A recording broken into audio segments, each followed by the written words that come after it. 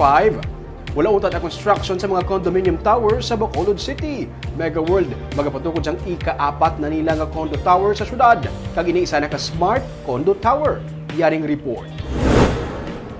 Wala labot sa sinakuan nga construction sa the Upper East nga township sa Mega World sa east portion sa Bacolod City. May ika-4 pagid nga condominium tower nga igatukod diri. Ini ang Herald Parksuite 12-story tower nga may 246 ka mga units.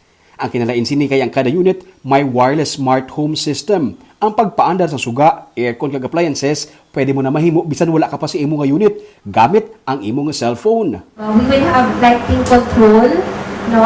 Light switches are installed to control and monitor the use of lighting fixtures via phone app. So, like before going inside your unit, you can just download the app and then you can turn it on na yung ang unit mo. Also, you can there's also motion sensor controlled lights.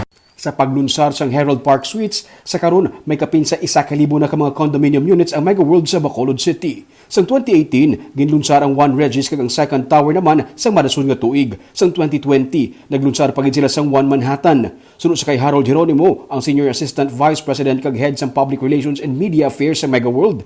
35 billion pesos ang investment sa Mega World sa Bacolod sa sulod sang napulo ka tuig. 28 billion pesos para sa township projects sa the Upper East kag 7 billion pesos naman sa North Hill Gateway nga nagalakip sang Forbes Hill kag McDonald's nga ikaduha sa may pinakamataas nga sales sa tanan nga mga Mega World owned McDonald's sa Pilipinas. Kag ini anangin isa na ka destination. It is now actually second and going to be the top selling in terms of sales in the entire country. So that is why we're very happy with the reception of people of Negros. It's not only people in Bacolod who go there.